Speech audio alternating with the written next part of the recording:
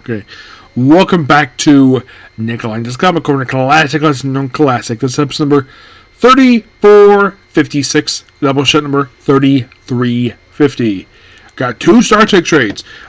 Basically, these 2 are the last ones in the app. There have been at least, of both these 2, 1 more plus a crossover trade released.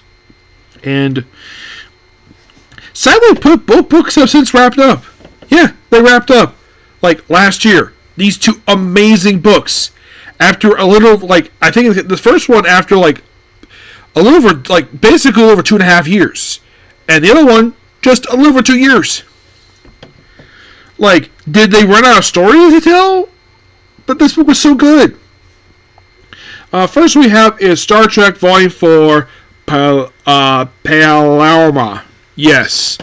Let's go with this. Yes, in the cover. Still written by Colin Kelly, Jackson Lazing.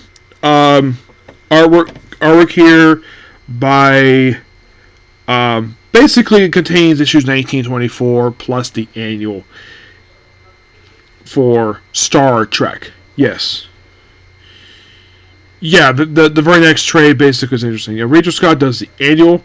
Yeah, it's 1924. Now, I don't know exactly the reason why they decided to just not put on the next trade for some reason. Not sure why, but first we have some rocks, like it's a Jedi ceremony, and then we cut to the Organians from the episode The Errand of Mercy. We see the Elder here with appears to be his daughter. Oh, magnificent. And then apparently we see that Ensign Tar is being possessed by an Organian. Now, that is interesting. Now, Scotty himself has never technically seen one of these people before. Mostly it was just Kirk, Spock, and Core. They're the ones who've seen them, who are named characters. Scotty has very loose connections to him. The fact he was there. But if you're a person who basically can prove the fact he is Organian, I don't know, have Sisko contact Spock about this. So, and there's a connection between Ensign Sato and Turlo where possibly she might be attracted to him, but who knows? And she has one antenna. I think because it was cut off at some point. Yeah, so weird thing is with her family, because she's related to Hoshi Sato, I'm assuming that similar family must have married Hoshi Sato must have married an Andorian. And that's why we have this one here. So he looks inside and talks, don't go there, it's forbidden, and basically his mom's doing this, and then he is woken up by Dr. Crusher. Yes, Dr. Crusher. You walk out to the ship, look outside the space. We see Scotty putting stuff back together. Good. I should point this out, though. The engineer's outfit he's wearing, because previous issues he's wearing his outfit that he wore in Star Trek Wrath of Khan. This one mostly looks like the outfit he wore on It's So Country. Good on basically him for wearing this outfit. Actually, I got hands to the artist. Good on basically for remembering that he does have this outfit. And we see him overhearing stuff related to, we see the Tiller and Sato talking.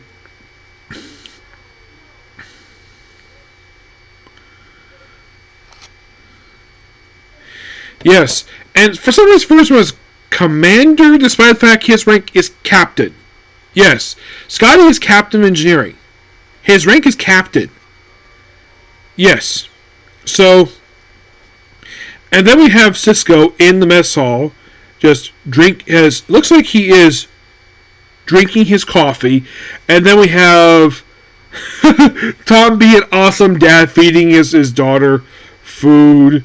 It's like, status report, mission dinner was a success, and the universe is saved. Yeah. And then he's like, Mr. Paris, Captain, when you're free to go to the bridge, and he probably drops off at daycare, which they have apparently a hologram looks like the doctor keep an eye on the baby. I mean, why not? And then we have everybody's on the bridge. And then we see we're basically at the Utopian shipyards over Mars, a place that was actually referenced in Deep Space Nine, where I think it was mentioned at the start of the series. Cisco was in charge of this place after the abandonment of the Saratoga, and we see him here, and we see like a shuttlecraft. We see the dry dock. We see what appears to be like almost like a concierge class ship that looks like a dry dock for the movies, which could have basically ours remembering that there. And we see just various we see like a Galaxy class starship, and we see like that this and we have this guy here from Section 31. Oh boy, Section 31. An organization that debuted on Deep Space Nine, mind you. Yes. So they're here, and then basically we're introduced to Commander Liam Shaw. I don't remember if he appeared on the show or not. I remember there was something with Shaw on the show, but oh yeah, apparently it's like a museum inside where we have a good on the artist putting a Constance class starship, a model of it inside, because why not? Talk about gods, and Scotty for some reason is wearing a red shirt. Not really sure why, and he switched up the vest up a little bit to look like he switched the vest to look like the vest he had from Final Frontier. Oh yeah, dude, Paris and Theseus, and apparently Scotty designed it, and then we have Morzo Sex 31, and then of course Dr. Crusher is worrying about her son, Wesley. And then we have Meryl on the bridge. Yes. I'm surprised basically no one said baby on the bridge, this adorable little baby.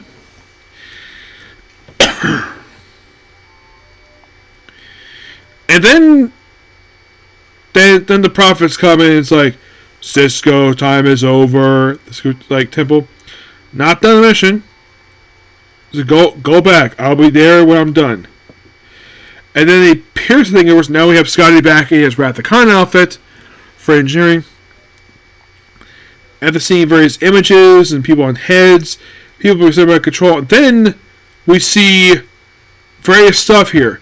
Like, believe it or not, we see the Caretaker's Array from Star Trek Voyager, the Guardian Forever Rock, some weird diamond, stick, a castle, a chair, a house. So then, of course, they go inside. Well, actually, first they're contacted by a woman named I'm Traveler Kenora Sung, with Aegis. Now, Song, I wonder if she's related to Dr. Sung. Could be a similar last name. And Dr. Crusher basically asks next issue about her son. And, well, she does get a chance to see him. So, and of course she has a click of her pen like she's a Q. Like, you're welcome, emissary. Embrace Narganian. Child Traveler. You're talking more now. Yep. Yeah, and then of course we have everybody go inside the place. And inside, and of course they do identify these people here. It is quite interesting of who the heck is here. So, Bright Eyes, Bright Eyes, he is a Tholian. Yes, a Tholian. And here's his page here. Like, look at these people here.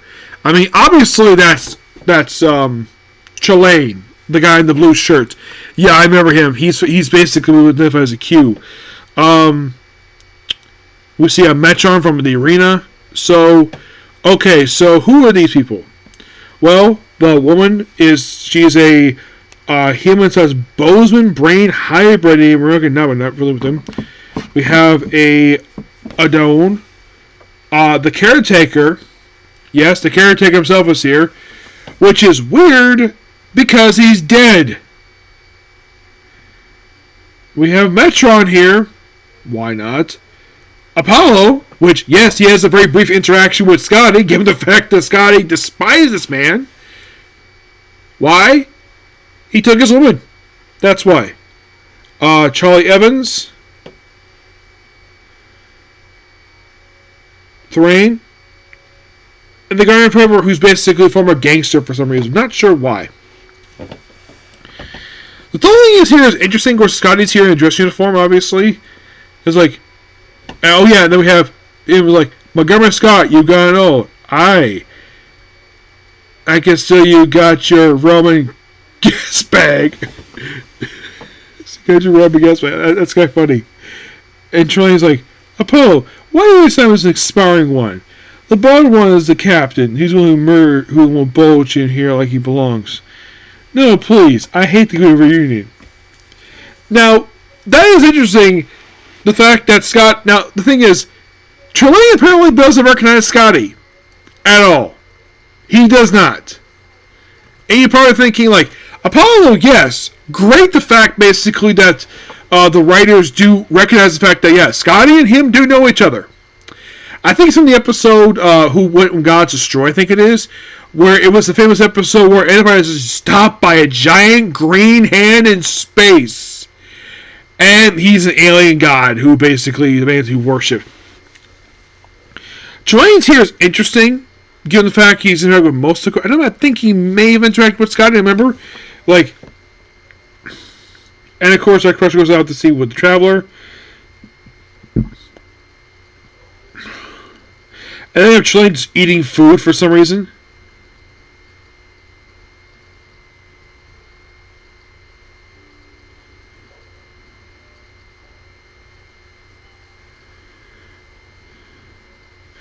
Leave a concern, yes. So, like, all about the last Organian thing, and then...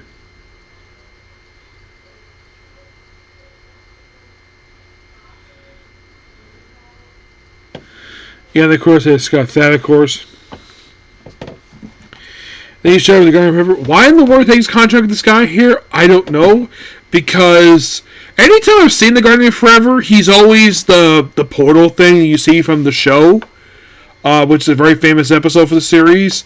An episode that was written by Harlan Ellison, which Harlan Ellison's name was, well, it's kind of interesting with that one, where he did write it, but a lot of the stuff seen in the episode was not from him. Not from him at all. Because G. Roddenberry did uncredited rewrite in the episode.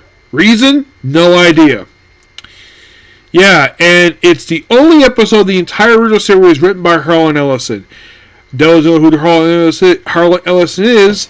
He is a legendary sci-fi writer who since passed away. And IDW is actually digging their hands on his original script. The unaltered script that had much more different ideas, like a random crew infected with drugs, and similar ideas with that one, but they changed it for McCoy, because why not? So then we have, get this, we have Dr. Crusher given his golden pen, where he briefly sees Picard as a Vulcan for some reason, and around the various people. Actually, not Picard, guy who looks like Picard.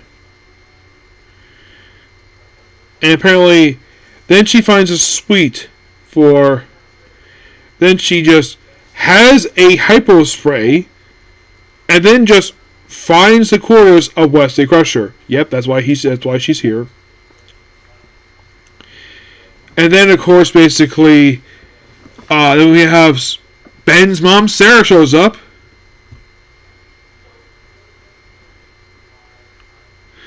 Yep, and she is here to disrupt stuff. Tom Paris is playing with his daughter. Sato is sitting in her quarters related to Section 31. And, like, go home, but not yet. And, of course, they chat for a while. And the fact that apparently she realized she did love his dad. Does not like she left him. Yeah, she left him.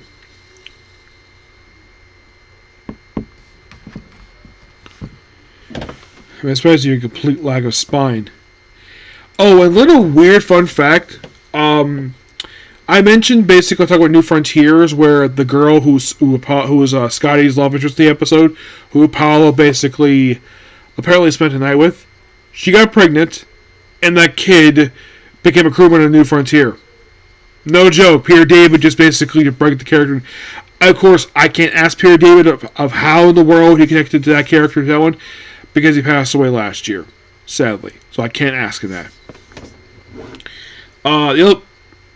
I don't know who, when it comes to that little factor of why he was part of that series.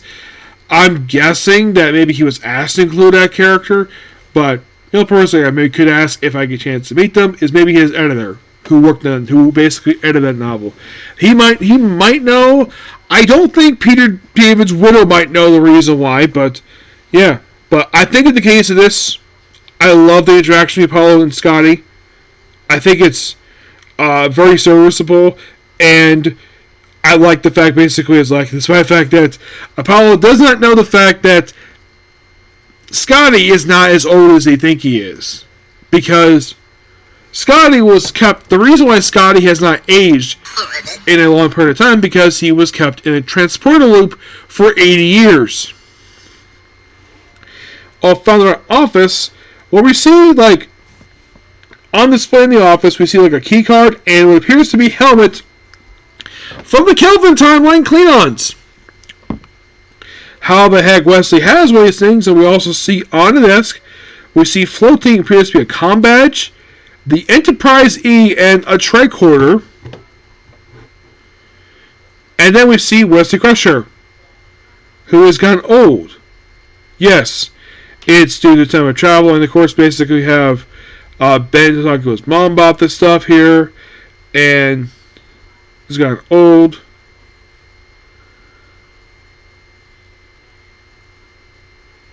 It's like, who's your first love? Miss me? Oh, Mom, every single moment. Yep. And then he gives her a note. And then he clicks away with his pen. And he says, I hope to see you at the wedding. I wonder if this is implying that this could be a setup for his appearance in Nemesis. That could be the reason for it. But I'm guessing that's probably what the writer is doing, is that we're hinting at, the writer here, the Colin Kell Jackson are hinting at Nemesis here. Because that's the only one I could think of. The wedding of Riker and Troy. Because there's no mention in the comic he got married, but there's that. So, then of course you have stuff with Sato and the Organian. And then a Klingon bird of prey comes in, the Kalis. It's like, son, no, my son, it's much worse. Laura's here with Data's head. Yeah, there's an explanation for this. I'll talk about it when I talk about Defiant. Yes. Actually, they have it here. So, you have Data, where he's, like, gone back home to San Francisco on Earth. And we run into Miles O'Brien, who is basically a teacher. Yeah, this was set up in the final episode of Deep Space Nine, so he's also wearing a plaid sweater, and another comic I saw him in, I think it was the final issue of Defiant, before the Lore War crossover, he's wearing his uniform. You know, Data here in the fancy suit, and then we have this funny scene here where Spot's on his shoulder with some alien, of course, and then O'Brien is here, and we have this mysterious cloaked figure. And then it's basically just a Klingon who wore, and of course they defend himself, obviously. And it's just a rogue Klingon from the red stuff group that Kayla's part of. And then they're beamed aboard a ship that's commanded by Geordi. Yes, Geordi is here.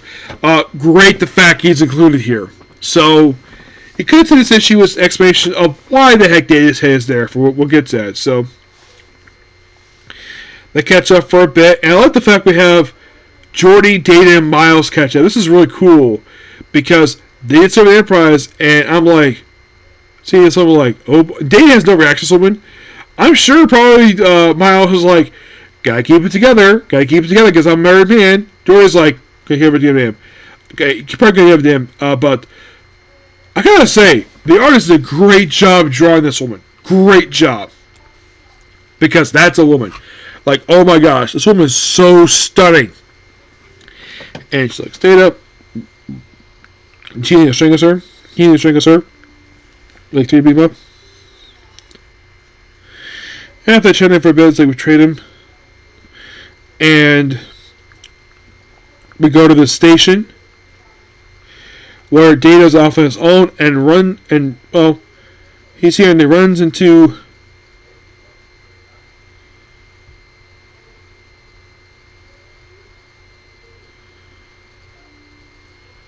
some older cleaner. Is it Kalis? Yes, it's somehow Kalis is somehow still around. And of course the guy's pushed away because Laura is here. Yep. And of course Laura is like playing around, and then Jordy gets beamed away.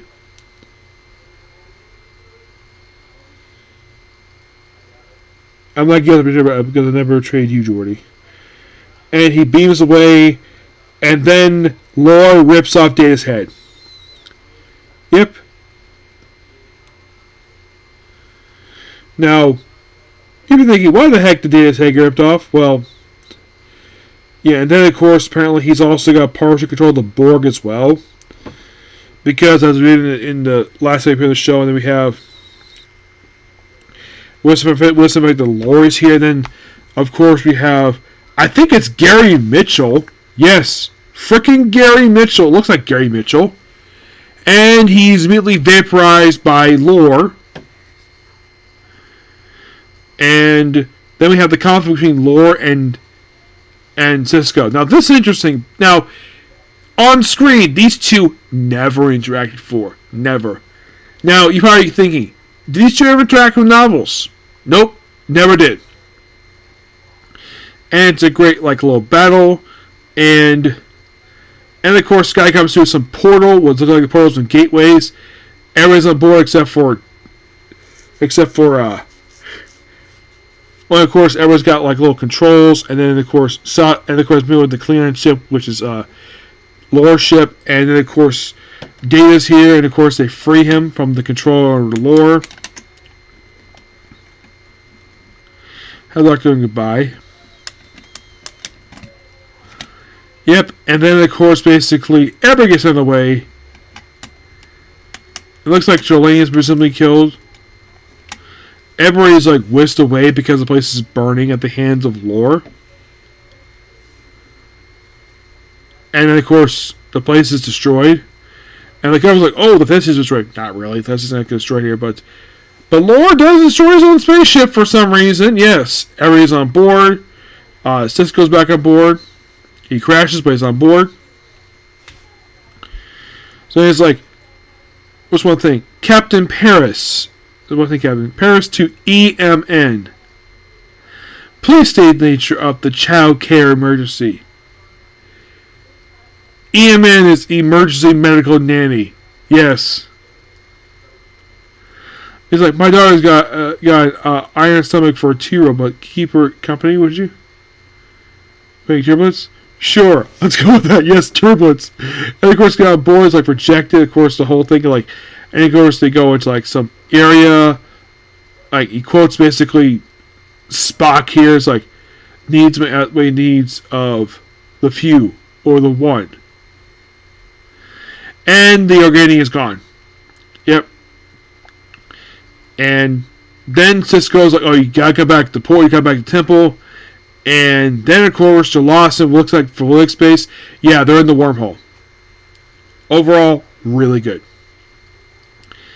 I give the book a 10 out of 10. Fantastic. Next up we have is Star Trek Defiant. Also, the last trade. This is basically this one.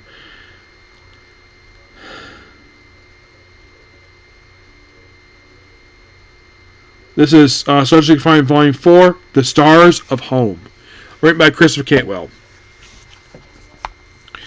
This book collects issues 70-21 of Star Trek Defiant.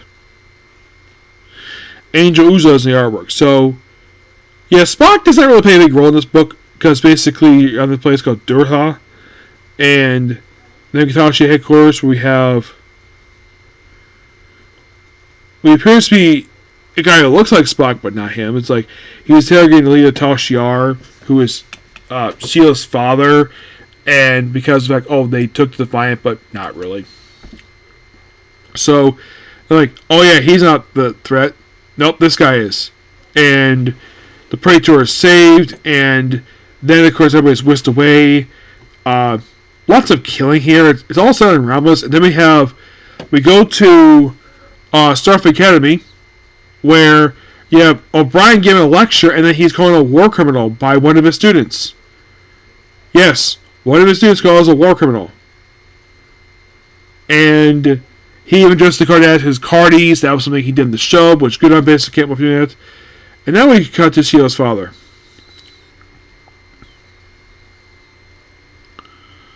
Yep. And of course you have Commandant Monroe talks about what happened in the class, but yeah, and then of course you have Miles talking to Kikyo, his wife, who's very supportive of him. I like the fact also he's got like a regular house. Yeah, it's not some metal thing. Oh no, this is a regular wood house. Like, you got like a thing. I thought this was really cool. In fact, the artist did this. He's also got his own lab, which of course he will.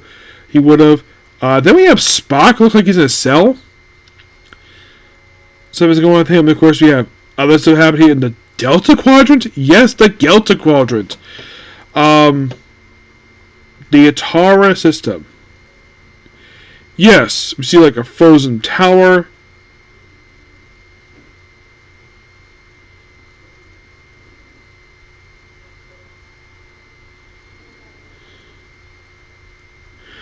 And of course, Basicus coup d'etat, and of course, Basicus guy is Sheila's father, and of course, see the three terrorists, and well,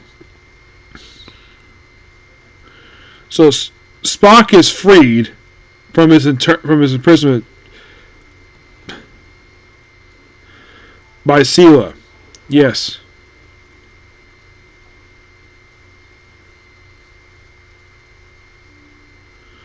And of course, he's in prison for reasons, which I'm assuming basically that he got to be handed over to the Romulans in exchange for sparing the Defiant. Because you read this book, like it's called starts Defiant, like where's Defiant?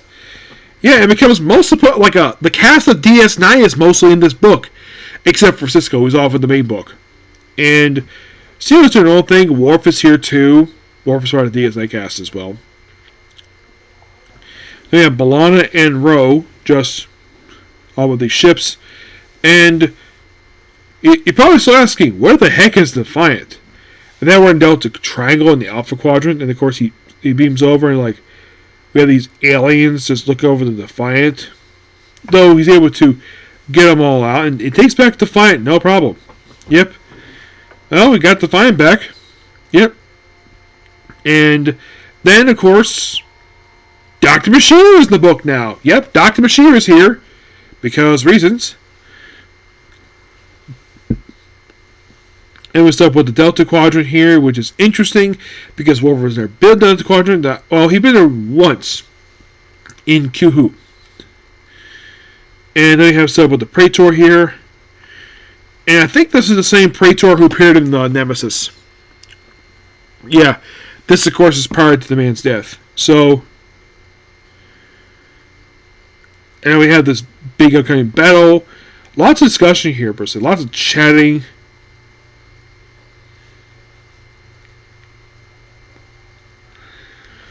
They talk about the mini war using this satellite to devastate a planet. Some Romulans would do, but never Federation or maybe Klingons. Lots of good action here. And eventually, Spock is freed by Sheila. Now he's free. Now she frees him.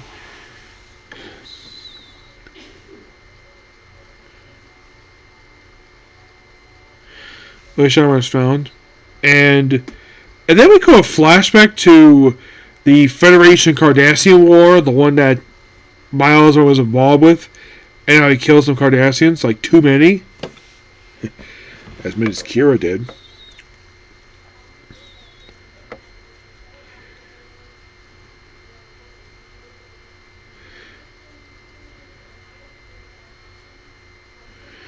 And of course, like, they take this, and I'm like, oh my gosh, they bring in the bird of prey from Nemesis. Like, first the Praetor, and now we have the bird of prey from Nemesis.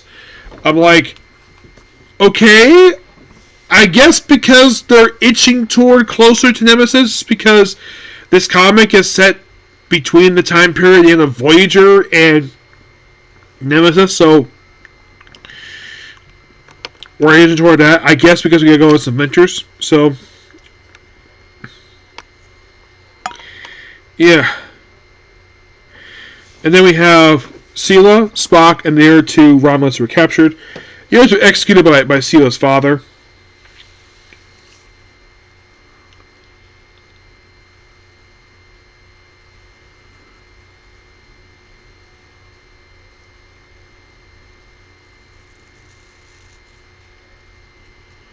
And it looks like Sela's father's about to kill her.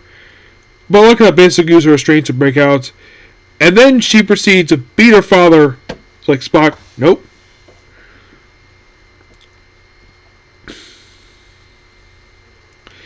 And then Sela gets stabbed by her own father. D. Ramos. You reify, old fool. And then, of course, Spock proceeds to just break the man's wrist and pretty much break his neck. And Sela has, well, almost break his neck. And of course, he fights him. Now, Sela then stabs him in the back, and he dies. It's like he's wounded. Yes.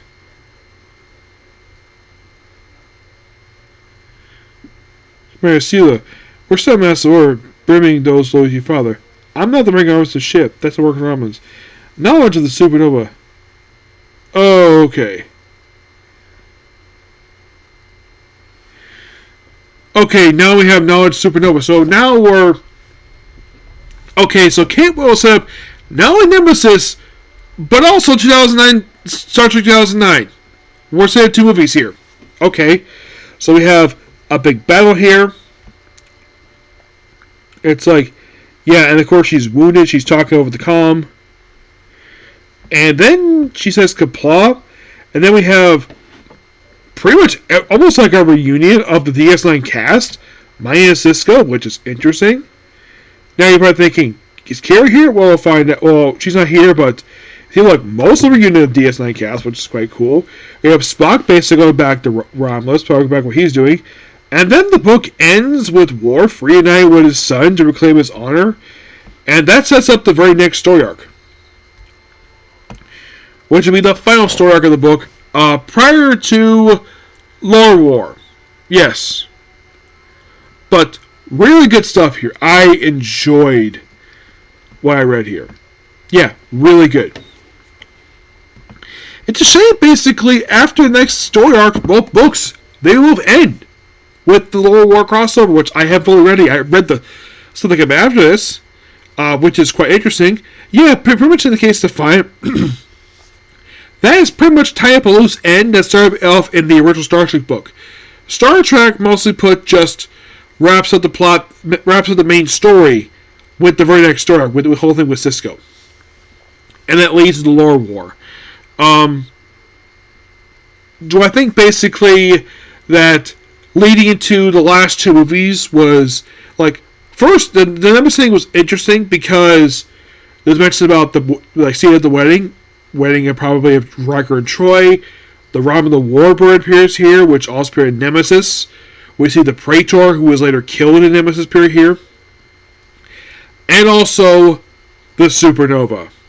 When I think of that, I think of the thing that set up the events that led to Spock going back in time to the Kelvin timeline.